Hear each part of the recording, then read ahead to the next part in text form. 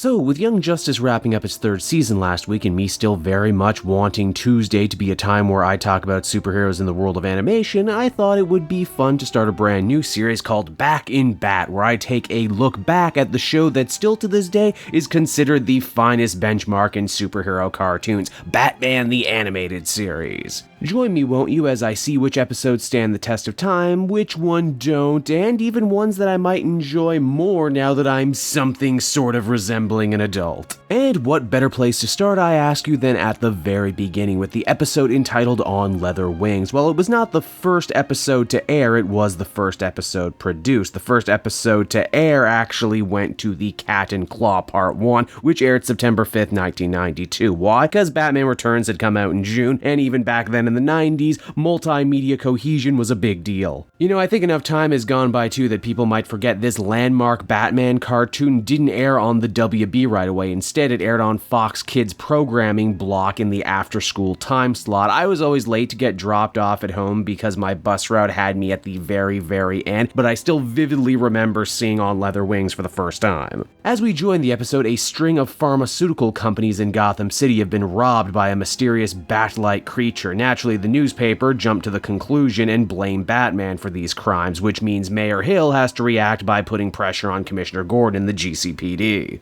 What's fascinating is that even all these years later is how Batman the Animated Series chose not to have an origin episode. It didn't matter if you watched episode 5 or episode 50, if you had even the most basic knowledge of Batman, you could come along on the ride. The show's architect, like Bruce Timm and Paul Dini, were also sure to pepper through Easter eggs and comic book references at a time when that didn't happen near as much. Before, people had made superhero cartoons because, well, it was a job, not because they were fans, but you could clearly tell the people working on here were fans, because in this episode we see Harvey Dent very early on flipping a coin, and if you were a fan yourself, you would know exactly where this would eventually go. Another way you can really tell this is the first episode they produced is just all the loving glamour shots of the Batmobile and how it gets in and out of the cave, something they wouldn't show nearly as much as the series went on. There's also some early installment weirdness here too, with Ephraim Zimbalist Jr. not being the voice of Alfred yet. Kevin Conroy is as good as ever in his performance, and they even do a fun little thing here where they show his range by having Batman take a phone call in the costume but still use the Bruce Wayne voice. Batman the Animated Series was also a show that went out of its way to stress all the different facets of Batman, be it his skills as a fighter, his skills as an infiltrator, and of course his skills as a detective. We get many scenes dedicated to him just putting clues together and concocting a theory that somehow, someway, bats are at the center of all of these break-ins. This leads Batman to Dr. Kirk Langstrom and his father-in-law, two of Gotham's leading experts on the field of bat science. Now, here's a topic that I've always wanted to discuss, and that's writing a mystery and a whodunit in only 22 minutes of television. It's something I learned and thought about all the time while watching Batman the Animated Series, and that is that the true culprit in any given crime is never the person acting suspicious, in this case the father-in-law who's maybe too obsessed with his bats. It's always the other guy, in this case Kirk. Which, come to think of it, if you were reading comics back in '92, you probably would have already put that together. As we discover, Kirk developed some kind of split personality while testing his bat serum on himself. That grew into an addiction, and now he transforms into the Man-Bat to get more chemicals to continue his transformation. Which, man, can we talk about his transformation for a second? This is amazing that this was done in an era before computers. This is just some poor animator's life gone past by, as every frame had to be meticulously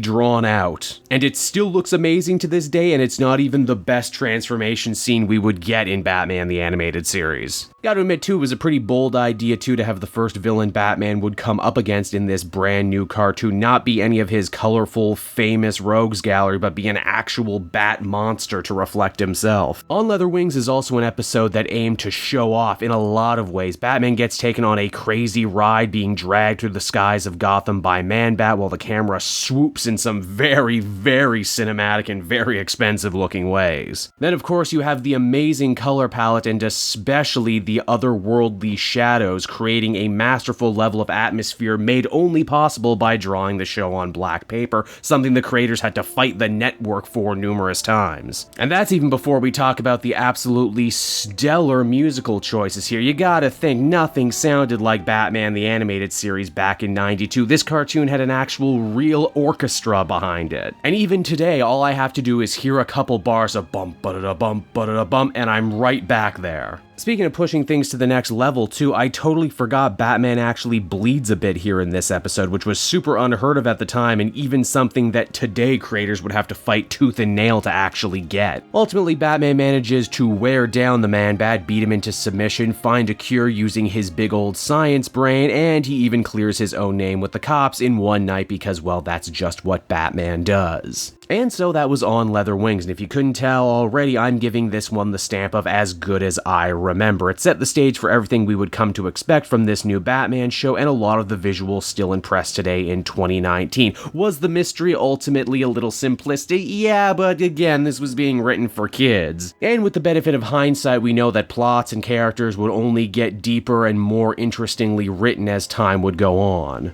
And oh boy, would things get better as time goes on. But you know what? That's going to be a topic for another video, everyone. I hope you enjoyed the first installment of Back in Bat, and if there's a particular episode you want me to cover, be sure to tell me in the comments section, and maybe I'll get to that one sooner rather than later. Thanks for watching, everyone. Bye-bye.